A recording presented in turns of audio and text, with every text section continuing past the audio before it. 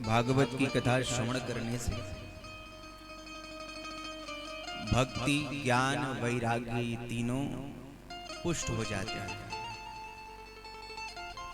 भगवान के चरणों में भक्ति जागृत होती है, भगवान के स्वरूप का ज्ञान होता है और जगत से स्वतः वैराग्य भी हो जाता है। भागवत की कथा श्रवण करने से धुंधुकारी जैसा पाप परायण प्राणी भी मरने के पश्चात प्रेत की योनि में चला जाए और कोई प्रेतात्मा के निमित्त भागवत का आयोजन करा दे तो ये भागवत की मंगलमयी कथा प्रेतात्मा को मुक्त करके, प्रेतात्मा को पुण्यात्मा बना करके परम पद प्रदान करने में समर्थ है। आप सभी ने कल भागवत का महात्म्य श्रवण किया।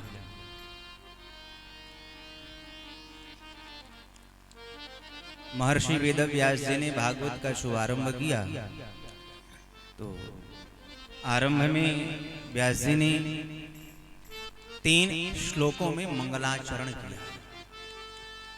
ग्रंथ के प्रारंभ में ग्रंथकार अपने इष्ट की स्तुति करते हैं, मंगलाचरण करते हैं। तो लिख करके करने की क्या आवश्यकता है, ऐसे ही बोल करके कर देते। तो व्यास जी ने 3 श्लोकों में लिख करके मंगलाचरण किया। क्यों? क्योंकि आने वाली जो शिष्य परंपरा है वो इस बात को समझे जाने कि कार्य के आरंभ में मंगलाचरण भी होता है। मंगलाचरण 3 प्रकार के होते हैं, नमस्कारात्मक, आशीर्वादात्मक और वस्तु निर्देशात्मक। व्यास जी ने जो मंगलाचरण किया है, इस मंगलाचरण में भगवान को प्रणाम किया है, नमस्कार किया है। ये नमस्कारात्मक मंगलाचरण है। पहले श्लोक में ये बताया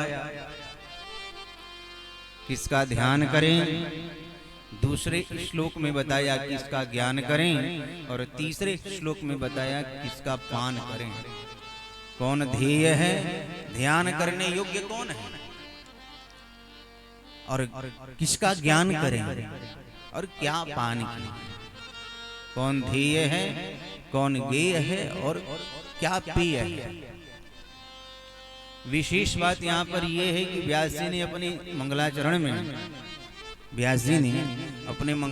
में किसी देव विशेष का नाम ही नहीं लिया। किसका नाम लिया? तो सत्य के चरणों में प्रणाम करके ही ग्रंथ का शुभारंभ किया। परंतु भागवत जी की ही 10वें स्कंद में जब भगवान देवकी मैया के गर्भ में पधारे तो देववृंद उस कारागृह में प्रकट होकर के भगवान का स्तवन किए और देवता अपनी स्तुति में गाने लगे। सत्यव्रतम सत्य परम त्रिसत्यम सत्यस्य योनिं निहितं च सत्ये सत्यस्य सत्यमृत सत्यनेत्रं सत्यात्मकं त्वां शरणं प्रपन्ना। देवकी मैया के गर्भ में कौन है? श्री कृष्ण। और देवता क्या कह रहे हैं? जो सत्यव्रत है, जो आदि मध्यांत सत्य है, सत्य सत्य कह करके देवता प्रणाम कर रहे हैं। तो ये सत्य और कोई नहीं, व्यास जी ने जो सत्य कह करके मंगलाचरण में प्रणाम किया, ये सत्यम श्री कृष्णम परम परमेश्वरम धीमहि ध्यायेम। हम भगवान श्री कृष्ण चंद्र का ही ध्यान कर रहे हैं। तो कैसे हैं कृष्ण कन्हैया? जन्माद्यस्य यतोऽन्वयादितरतश् चार्थे स्वभिज्ञः स्वराट् तीनी ब्रह्म हृदय आदि कवै मुह्यन्ति यत् सूरयः तीजो वारी मृदां यथा विनिमयो यत्र त्रिसर्गो मृषा धाम्ना स्वेन सदा निरस्तकुहकं सत्यं परं धीमहि। आद्यस्य जन्मादि विकार रहितस्यापि यतः यत्र वसुदेव गृहे जन्मः। जो परमात्मा जन्म आदि विकार से रहित होते हुए अपने भक्तों को परमानंद प्रदान करने के लिए वसुदेव जी के घर में जन्म लेकर के पधारे। अच्छा, भगवान श्री कृष्ण का जन्म कहाँ हुआ था? जेल खाने में।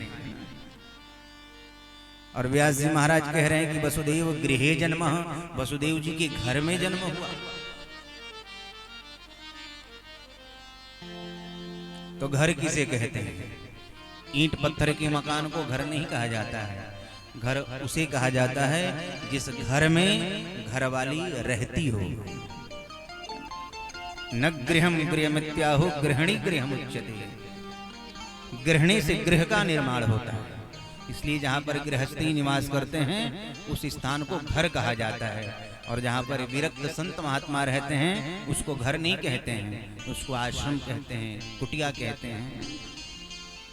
तो वसुदेव पत्न्याम देवक्याम, अर्थात वसुदेव जी की पत्नी देवकी जी उनके साथ ही में तो थी, इसलिए व्यास जी ने कहा वसुदेव गृहे जन्म। तीनी ब्रह्म हृदय आदि कवये मुह्यन्ति यत् सूरयः। जिनकी माया से बड़े बड़े इंद्रादिक ब्रह्मादिक देवता तक भी व्यामोहित हो जाते हैं, भगवान को पहचान नहीं पाते। भगवान श्री कृष्ण जब ब्रज में लीला कर रहे थे और ब्रह्मा ने जब देखा तो ब्रह्मा के 4 सिर चकरा गए और भगवान की परीक्षा लेने के लिए गए। अब परिणाम क्या हुआ आप लोग आगे कथा में श्रवण करेंगे। ब्रह्मा की बात छोड़िए, स्वयं भगवती सती राम जी को देख करके मोहित हो गए। प्रभु जब नर लीला कर रहे थे और सीता जी के वियोग में रो रहे थे और भोले बाबा भवानी ने जब देखा तो भोले बाबा ने दूर से ही प्रणाम किया। जय सच्चिदानंद जग पावन, अस कहीं चले मनोजन सावन। जय हो सच्चिदानंद, जय हो मेरे प्रभु, आपकी लीला परंपार है। भवानी ने जब देखा कि अरे हमारे भोले बाबा इनको सच्चिदानंद कह रहे हैं, न सत है न चित है न आनंद है, ये तो रो रहा है।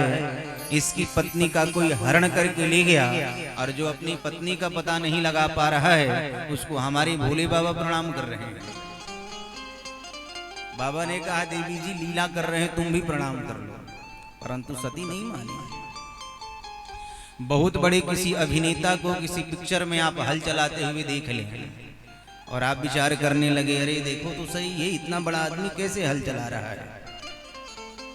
तो महाराज ये आपका भ्रम है, वास्तव में वो बड़ा आदमी है, उसको ऐसा अभिनय मिला है इसलिए वो हल चला रहा है, वो अभिनय कर रहा है। ठीक उसी प्रकार से ये सारा जो वसुंधरा है, धरा है, ये भगवान का रंगमंच है और भगवान आकर के ऐसे जीवंत अभिनय करते हैं कि मुह्यन्ति यत् सूरयः।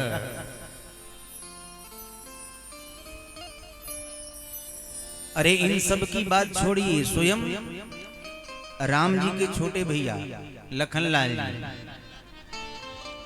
लक्ष्मण हूँ यह मर्म न जाना, जो कछु चरित रचा भगवाना। भगवान यदि चाहें तो अपने स्वरूप का बोध करा दें, अपनी लीला से आपको कृतार्थ करें, ये तो भगवान की कृपा से संभव है।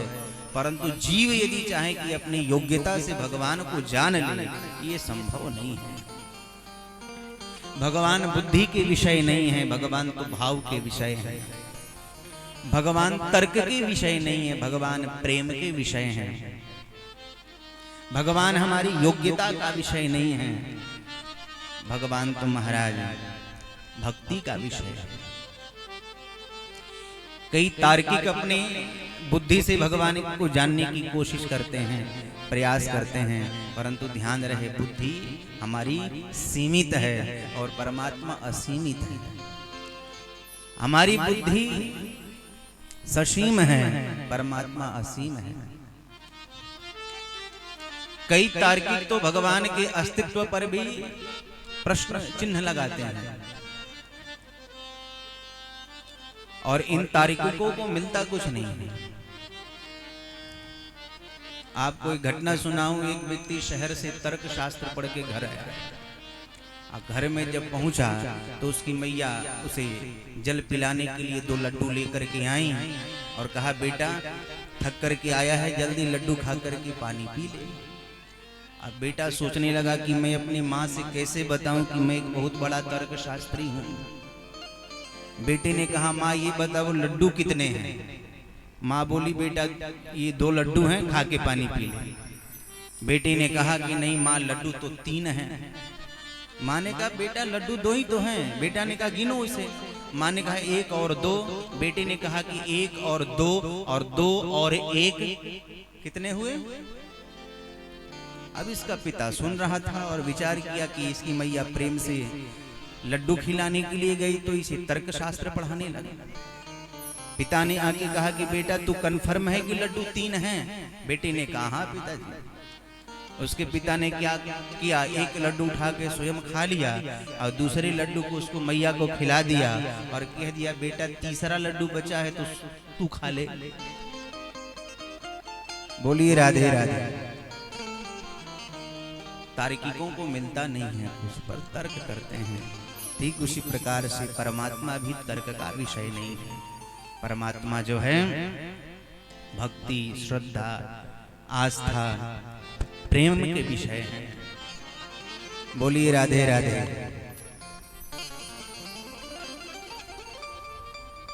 तेजो वारी मृदाम यथा विनिमयो यत्र त्रिसर्गो मृषा।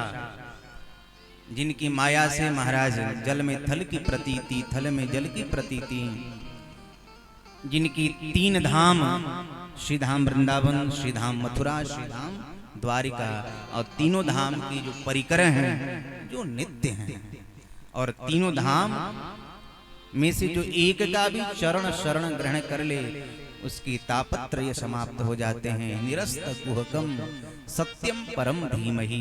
ऐसे सत्य स्वरूप परमात्मा के चरणों में हम सभी का प्रणाम है। बोल कृष्ण कन्हैया लाल की जय हो। तो हम किसका ध्यान करें? तो ध्यान तो श्री कृष्ण का ही करना चाहिए। अब किसका ज्ञान करना है? तो भगवान का हम ज्ञान नहीं कर सकते। ज्ञान तो अपना ही कर लीजिए कि हम कौन हैं। आपसे मैं यदि आपका परिचय पूछूं आप कौन हैं तो क्या करेंगे? आप अपना नाम बताएंगे, है ना? अब मैं प्रश्न करूं कि ये आपका नाम है, आप नहीं है, तो फिर क्या कहेंगे? हम शरीर हैं। अरे शरीर जल जाता है, मर जाता है, फिर भी आप रहते हैं, तो आप कौन हैं?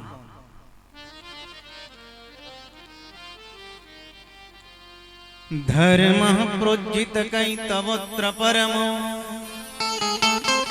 निर्मत्सराणां सतां वेद्यं वास्तवमत्र वस्तु शिवदं तापत्रयोन्मूलनम्।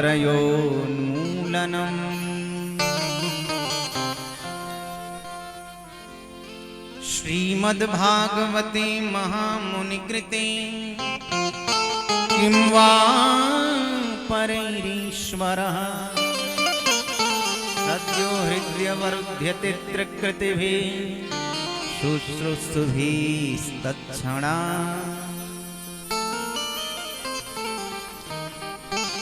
एक है धर्म, दूसरा है परम धर्म। संसार के व्यवहार का निर्वाहन करना हमारा धर्म है और भगवान के चरणों में भक्ति करना यही जीव का परम धर्म है।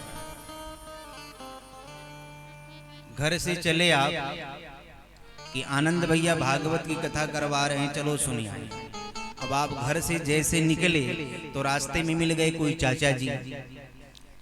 अब चाचा जी से राम राम करना भी आपका धर्म है, परंतु ध्यान रहे आप घर से किस लिए निकले हैं? भागवत सुनने के लिए, है ना। अब चाचा जी से बातें करने में आप इतने अधिक न उलझ जाएं कि कथा पंडाल तक जाना ही भूल जाएं।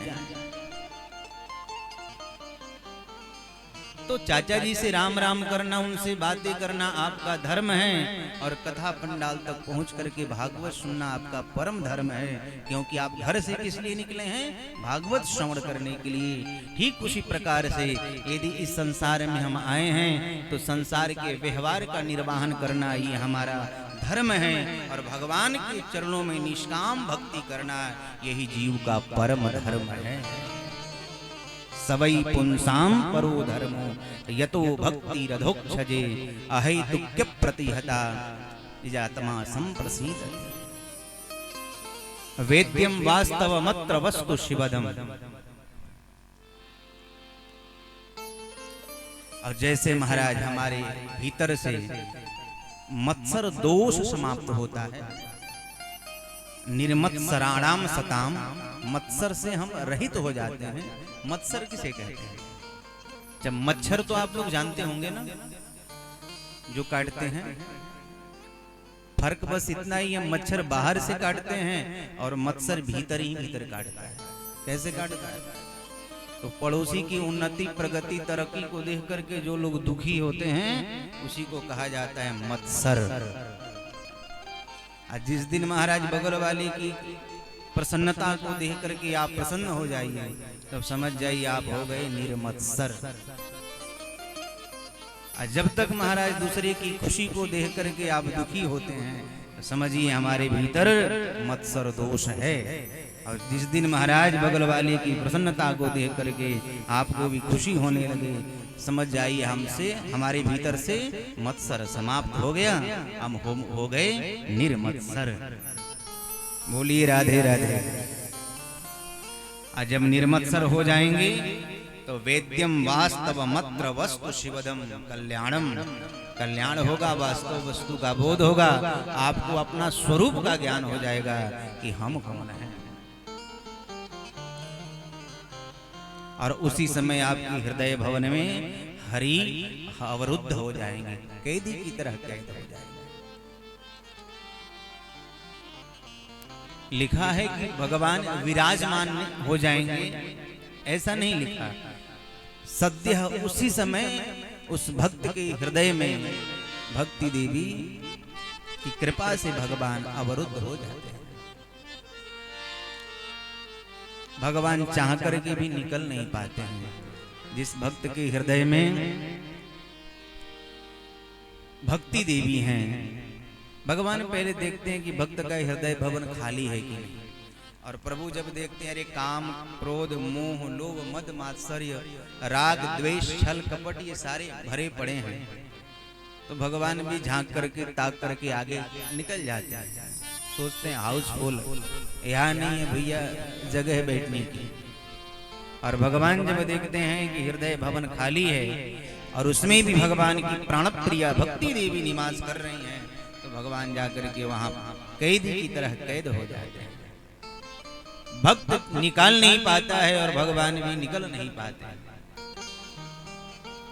एक बार बरसाने में होली हुई।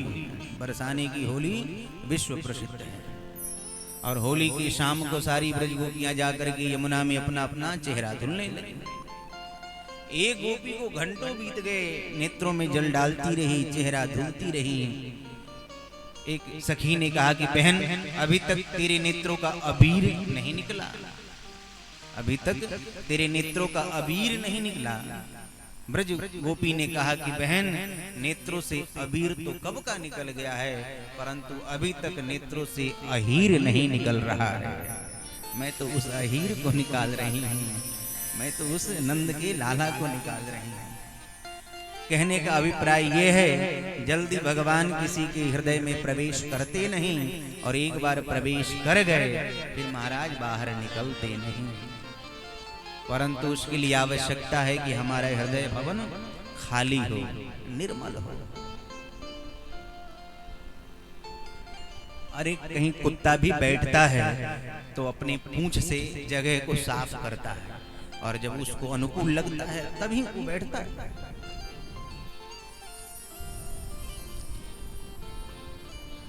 स्वयं भगवान को हृदय के आंगन में विराजमान करना है, हृदय के भवन में बैठालना है, तो हृदय को थोड़ा साफ तो करना पड़ेगा। अच्छा, आपको पता चल जाए कि घर में मेहमान आने वाले हैं, तो आप घर की साफ सफाई करते हैं कि नहीं? अच्छा, पता चल जाए कि अभी तुरंत आने वाले हैं और समय बहुत कम है, तब क्या करते हैं? जल्दी में महाराज झाड़ू पोछा करते हैं, इधर उधर कुछ फैला पड़ा रहता है, सबको इकट्ठा करके एक कोने में पटक देते हैं, ऊपर से एक साफ चादर बिछा देते हैं। बोलिए राधे राधे। अरे संसार के मेहमान के आगमन के लिए आप लोग इतनी तैयारी करते हैं, तो स्वयं भगवान को हृदय के आंगन में यदि बुलाना है तो हृदय के आंगन को बुहारना तो पड़ेगा, सफाई तो करनी पड़ेगी।